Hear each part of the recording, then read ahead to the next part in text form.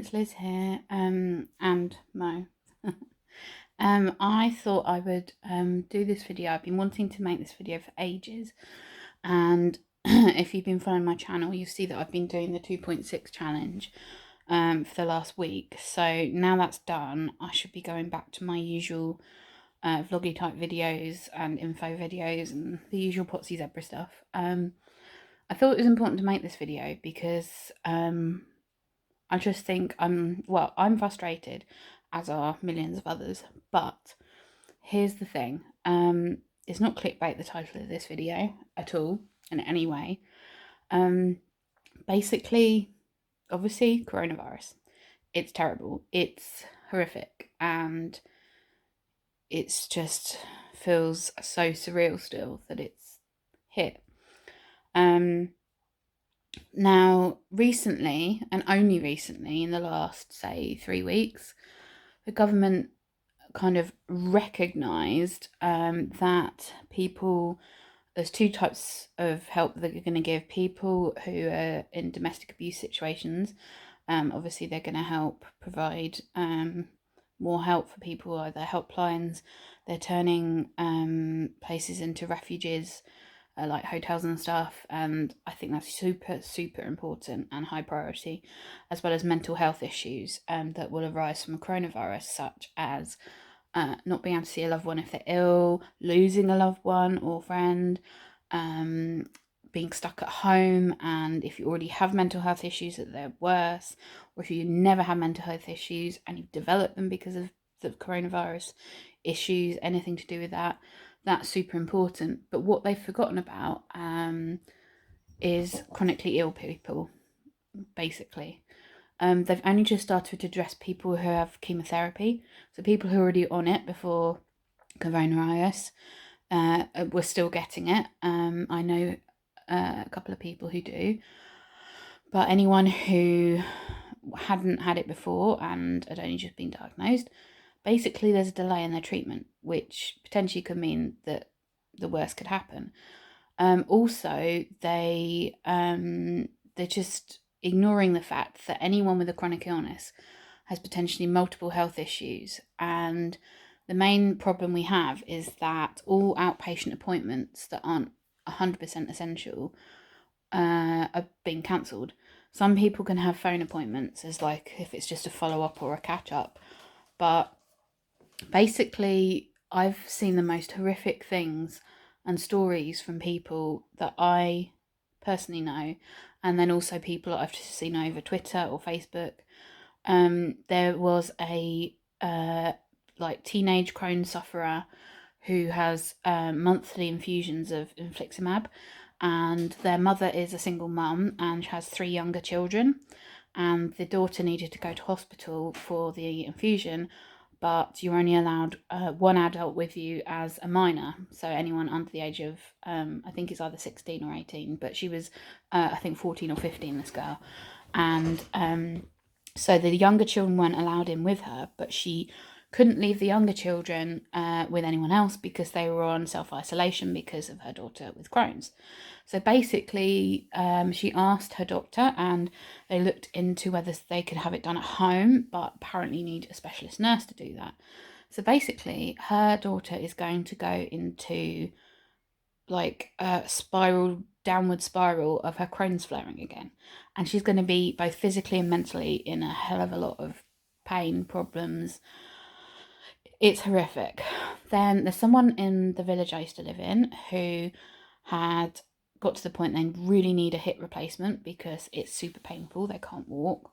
And in these times, obviously we're stuck in our houses most of the time, but this person had the operation cancelled 4 times before the lockdown, and now they've been told that it's not an essential operation.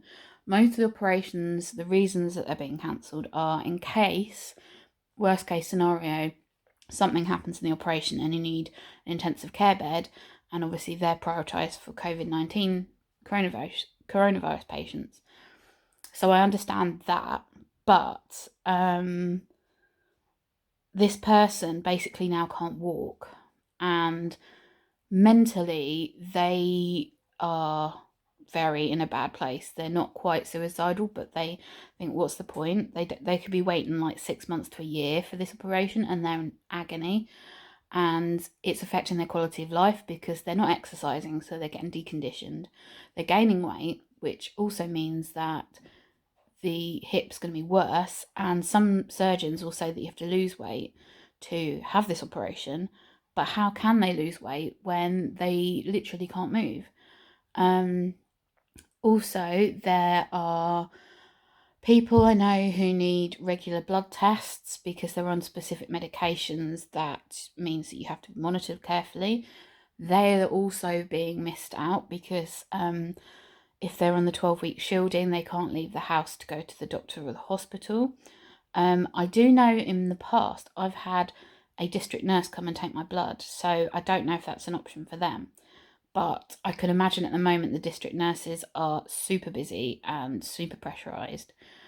Now, personally for me, this was the year I was going to be like so much better and work towards getting, better, and also wanting to try and start a family. That's now all gone down the pan because I was waiting for a referral to an endocrinologist because I obviously am not very mobile. I'm eating fairly healthily and not losing weight. In fact, I put on weight without really anything happening. Even when I had C. diff, I only lost like £5 in a month and I wasn't eating at all. So something's clearly wrong. But so we can't even think about having a family until I lose some weight, and that may not happen for like a long time. Then the most pressing issue obviously is my legs. If you follow me, if not, click the link up here about having no sensation in my feet or my lower legs.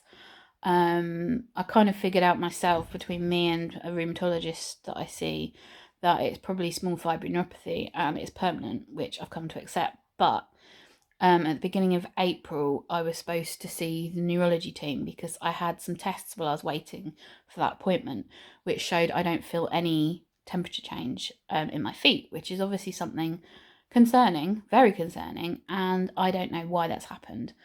And obviously, because they need to look at me, a phone appointment was no good. So I could be waiting goodness knows how long. And I know a lot of these consultants and specialists have been redeployed to help with the Covid-19 situation. But I do wonder what they're doing apart from phone appointments and seeing some people. I would obviously, if they'd have offered me the chance to go in to see the neurologist, I would have been happy to mask up and go. But the issue is then that if they say, oh, we need to run some more tests, I can't have those tests because of infection risk and because of resources, etc., etc. And it's not just me, it's anyone with chronic issues that need regular specialist appointments at hospitals and also GP appointments. People like that have been forgotten, and it doesn't affect us just physically with the physical issues we have, it's mentally. I mean, I've seen such terrible posts on Facebook, people who are suicidal because they can't see the light at the end of the tunnel at all because they're being told, well, you might have to wait a year to get a minor thing sorted. And mentally, I've been there myself when the doctors wouldn't listen to me about Sjogren's, and then it proved I did have Sjogren's. I felt like, what's the point? The doctors are the only people that can change the outcome and help you.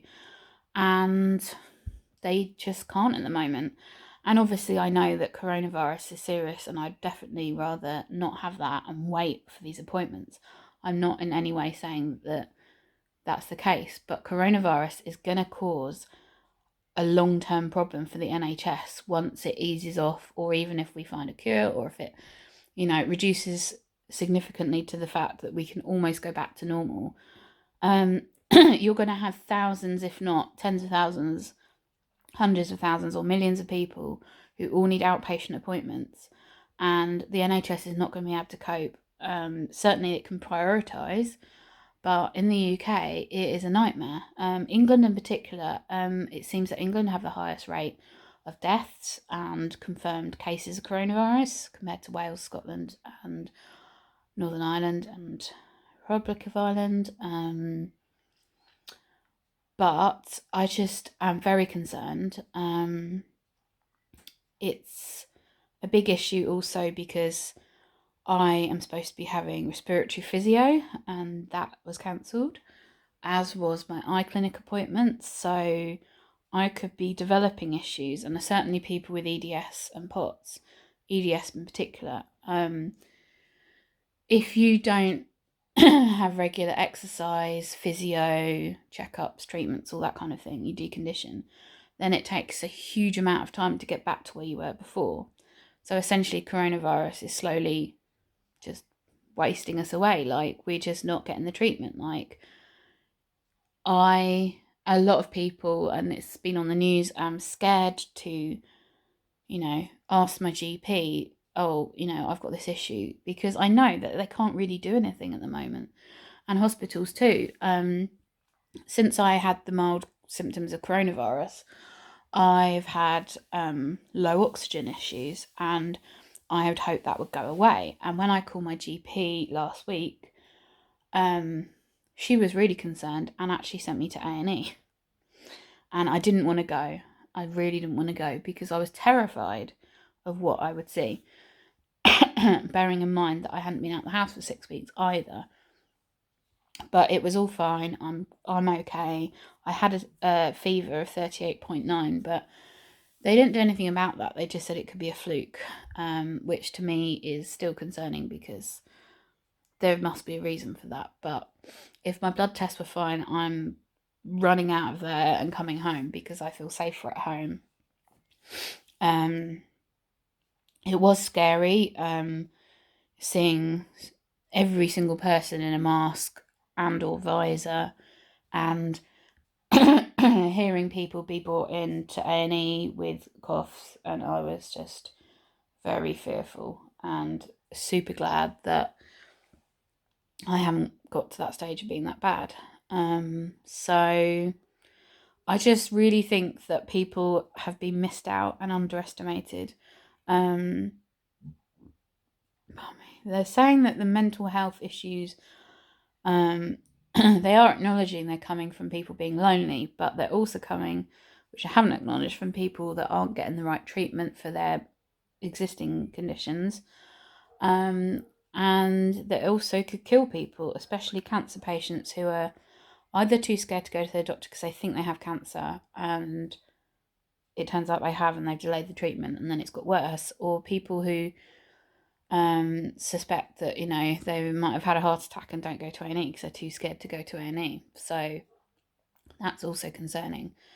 And then there's people with chronic conditions. Yes, they may not be life threatening, but they could turn that way because if we don't do and all the things, take the right medications, for example, mine gets changed quite a lot throughout the course of a year because they adjust the doses, they adjust the medication to, like, if it's working or if it's not working, they increase the doses. The specialists are important to us because for me, my GP is just like the go-between for me and my specialist. My GP is not an EDS specialist or a POT specialist or a Shogun specialist.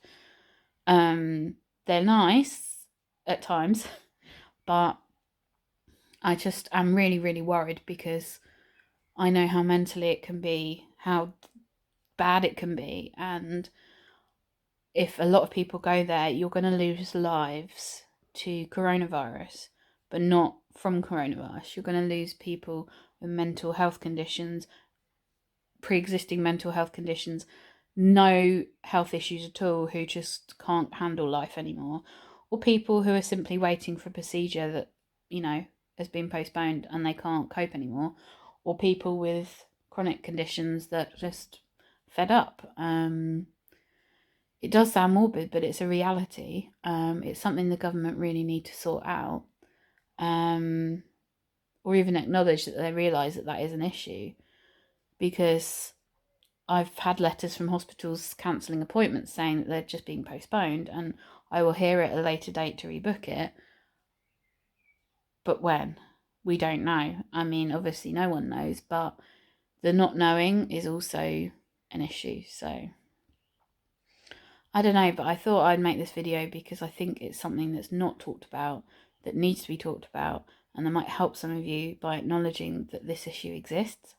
Not just in the UK, everywhere, but specifically the UK, just because the whole system works differently with the NHS and appointments and stuff. So, yeah, it's sad, but who knows, in the next few weeks we might hear something different, but that's my take on it. So I hope you're all staying safe, staying home, and leave me a comment to let me know what you think, and if you're in that situation as well. So take care, and I'll speak to you soon. Bye.